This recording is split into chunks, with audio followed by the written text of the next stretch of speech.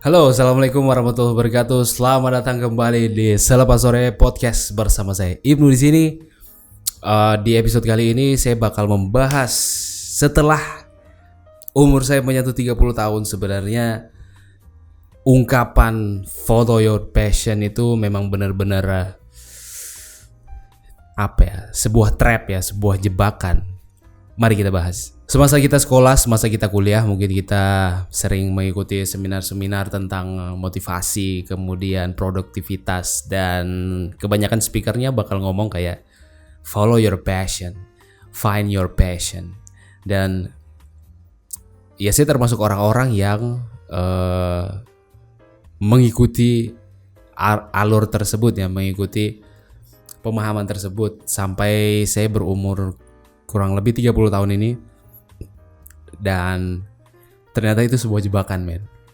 Kenapa saya bilang sebuah jebakan? Passion adalah sesuatu hal yang menurut saya itu adalah sebuah gift ya, sebuah rahmat dari Allah Subhanahu wa taala. Ketika kita masih muda, kita tahu kita sukanya apa. Itu merupakan golden ticket buat kamu gitu untuk mengikuti, menggeluti, meniti hobi tersebut kah atau kesempatan tersebut. Nah itu memang sebuah golden ticket, man. Tapi kebanyakan kita tidak menemukan passionnya di umur-umur 20-an tahun. Tidak menemukan di bawah umur 30 tahun lah, kita belum menemukan. Pertama bisa jadi karena faktor eksternal, kayak kita jarang banget bertemu, jarang banget diperlihatkan oleh orang tua kita terhadap sesuatu. Contoh misalnya kalau kita orang tuanya pegawai negeri, ya kita bakal melihat orang tua kita dan orang tua kita pun pengen kita jadi pegawai negeri gitu ya. Tapi kalau orang tua kita polisi, orang tua kita tentara, ya orang tua kita pengen kita jadi tentara dan kita pun juga kayak condong ke sana juga gitu ya. Nah, maksudnya jarang adalah kita tidak pernah diperkenalkan kayak pekerjaan tentara ini seperti apa, pekerjaan pemadam kebakaran ini seperti apa, pekerjaan bisnismen itu seperti apa. Nah itu salah satu faktor eksternal. Nah faktor internalnya adalah kita sendiri pun malas untuk mencoba sesuatu hal yang baru, sesuatu hal yang challenging. Misalnya aja nih, kita orangnya nggak suka olahraga, tapi kita nggak mau memaksa diri kita untuk mencoba olahraga seperti mungkin kita coba bulu tangkis, badminton, kita mencoba untuk lari ya, ataupun misalnya kita punya kesenangan, misalnya hobi ikan hias misalnya. Nah kenapa kita nggak coba untuk bagaimana memonetisasinya, bagaimana menjualnya, bagaimana bisnis ikannya gitu ya. Atau enggak kalau kita ragu-ragu banget nih, misalnya aduh saya nggak tahu nih saya punya skill apa, saya nggak tahu saya punya bakat apa gitu ya. Cari temenmu atau cari tontonan orang public figure yang kamu idolakan, kemudian kamu senangi apa yang dia lakukan, entah dia seorang chef, seorang mekanik, seorang videographer, seorang fotografer. Ikutin, coba field yang mereka punya, coba belajar fotografi, coba belajar masak, coba belajar public speaking, coba belajar manajemen keuangan pribadi misalnya. Nah ketika kita udah mencoba A misalnya, kita rasa kayaknya field saya nggak di sini nih, kemudian kita coba B. Nah kita coba B, kita rasa wah kayaknya ada nih, boleh lah ini kesempatan ini kita jalani, kita jalani setahun, kita jalani 2 tahun. Nah kita rasa kayak udah mentok, ya coba lagi gitu. Karena kita nggak pernah merasa rugi ya dalam mencoba. Nah ketika kita mencoba, tentu ketika kita mencoba, contohnya nih kita mencoba untuk memasak. Nah kita tidak mungkin hanya belajar tentang memasak. Kita pasti akan belajar bagaimana kita mendokumentasikan masakan kita menjadi lebih menarik. Otomatis kita belajar videografi, bagaimana kita membuat caption. Otomatis kita belajar tentang scripting atau storytelling gitu ya. Atau enggak misalnya kita otomotif, otomatis kita tidak hanya belajar tentang bagaimana memperbaiki mobil, tapi kita juga bisa menginformasikan kelebihan dan kekurangan antara mobil satu dengan mobil yang lain. Nah, itu bisa membuka berbagai macam peluang gitu ya. Menurut saya seperti itu, teman-teman.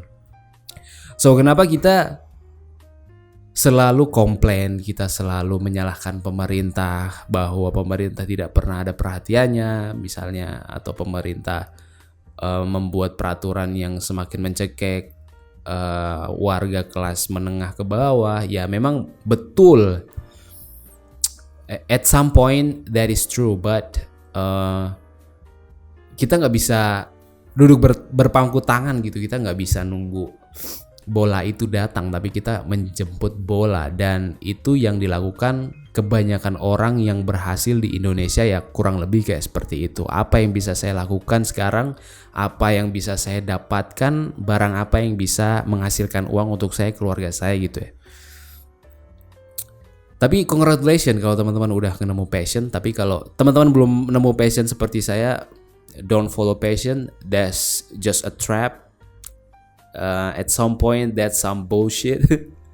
And kita harus coba semua hal. Dan yang saya mau tanamkan ke teman-teman, kita jangan follow passion, tapi kita follow opportunity.